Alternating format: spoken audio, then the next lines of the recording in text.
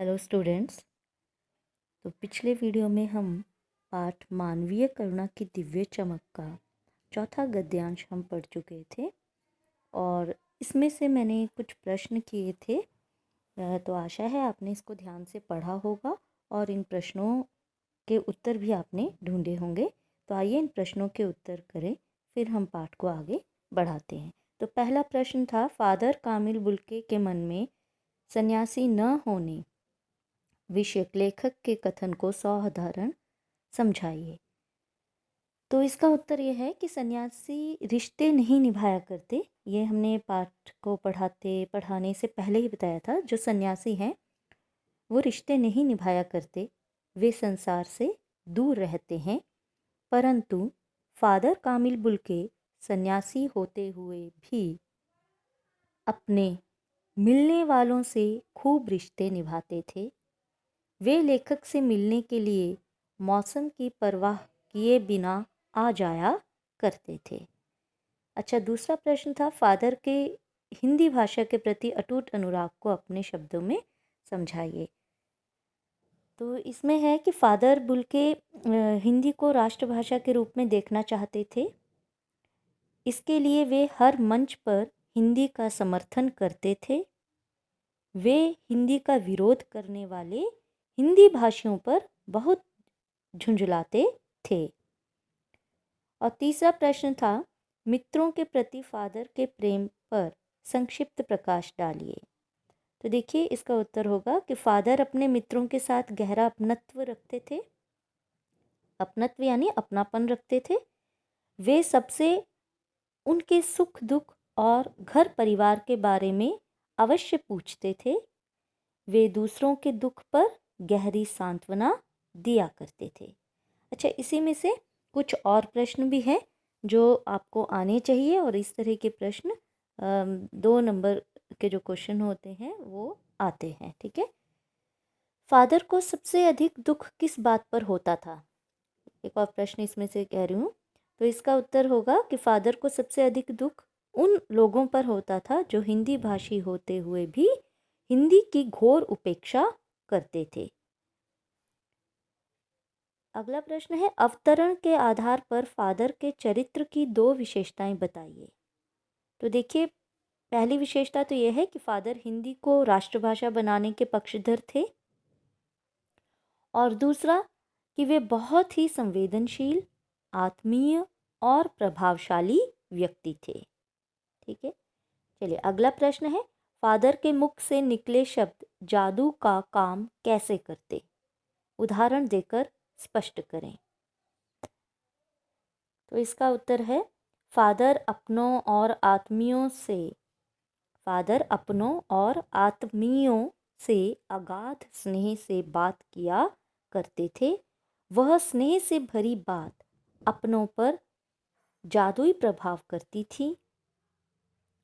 उदाहरणतया father ने लेखक की पत्नी तथा पुत्र की मृत्यु पर सांत्वना के जो शब्द कहे, उन शब्दों ने लेखक के मन पर जादू सा असर दिखाया। उन्होंने परम शांति का अनुभव किया। ठीक है। चलिए अब आगे बढ़ते हैं। आज वह नहीं है। आज कौन नहीं है? फादर कामिल बुल्के आज नहीं है, अर्थात उनकी मृत्यु हो चुकी है। अब उस चीज़ को वो याद कर रहे हैं जब उनकी मृत्यु हुई थी तो क्या क्या हुआ था। तो लेखक को वो बातें स्मरण हो आ रही हैं। ठीक है। तो आज वह नहीं है, दिल्ली में बीमार रहे और पता नहीं चला। बाहें खोलकर इस बार उन्होंने गले नहीं लगाया। तो गले कैसे लगाते? उनकी मृत्यु ही हो गई।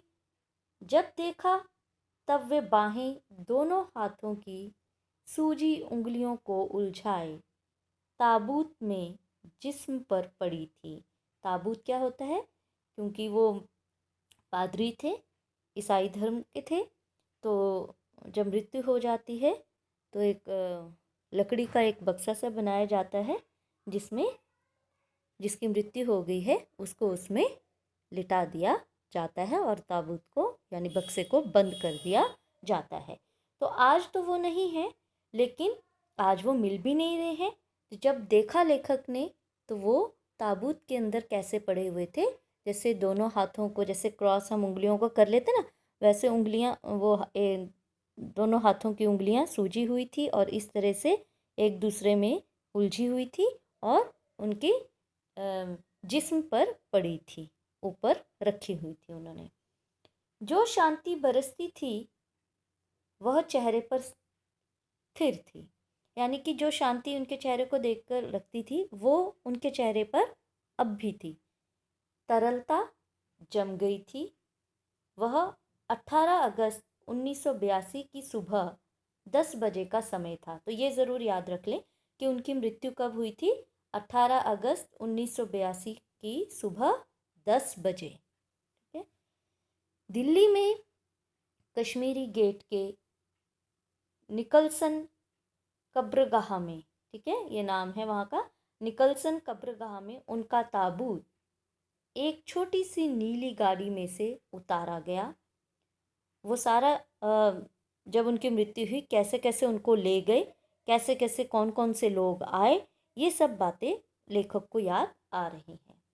तो कुछ पादरी थे, रघुवंश जी का बेटा और उनके परिजन राजेश्वर सिंह उसे उतार रहे थे। देखिए, तो कुछ पादरी थे, रघुवंश जी का बेटा और उनके परिजन राजेश्वर सिंह उसे उतार रहे थे। किनको? फादर कामिल बुल्के के ताबूत को।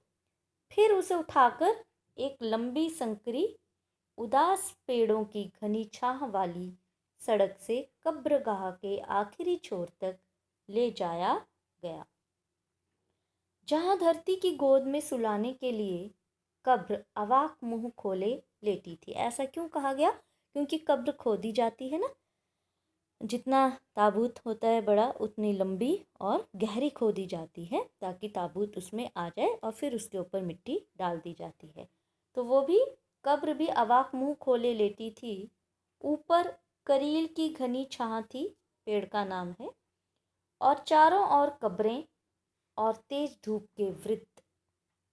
जैनेन्द्र कुमार, विजयेंद्र स्नातक, अजित कुमार, डॉक्टर निर्मला जैन और मसीही समुदाय के लोग, पादरीगण, उनके बीच में गैरिक वसन पहने इलाहाबाद के प्रसिद्ध विज्ञान शिक्षक डॉक्टर सत्य प्रकाश और डॉक्टर रघुवंश भी जो अकेले उस संकरी सड़क की ठंडी उदासी में बहुत पहले से खामोश दुख की किन्हीं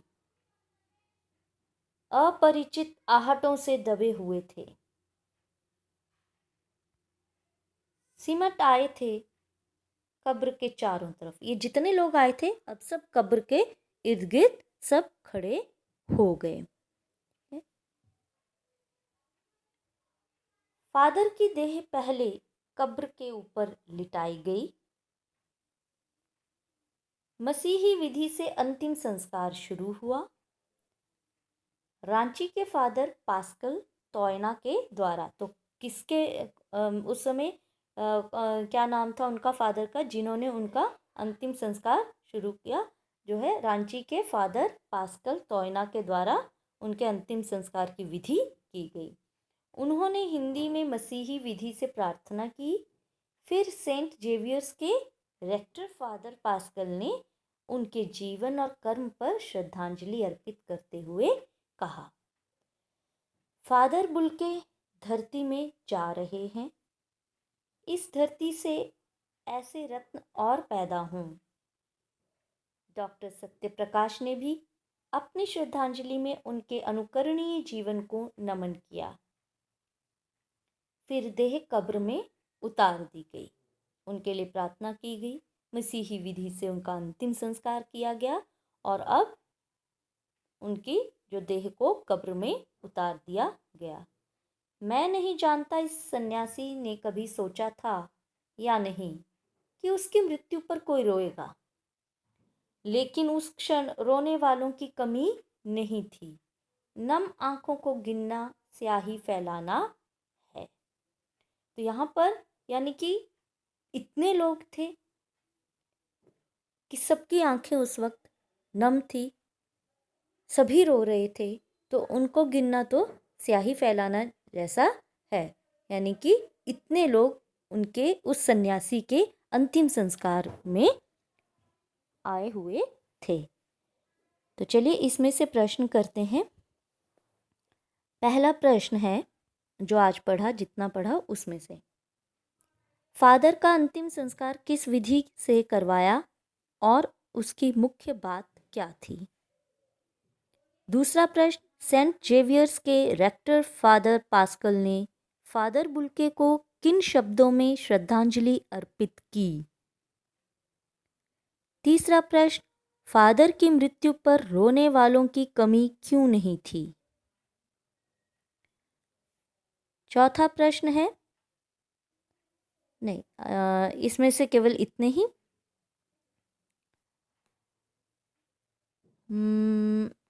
तो इतना ही आप जो है प्रश्न और कब उनकी मृत्यु हुई उस तारीख को भी आपने याद रखना है, ठीक है। और ये जो 3 प्रश्न किए गए हैं इसमें से, तो इसके उत्तर आप ढूंढ के रखेंगे। Okay, thank you and bye.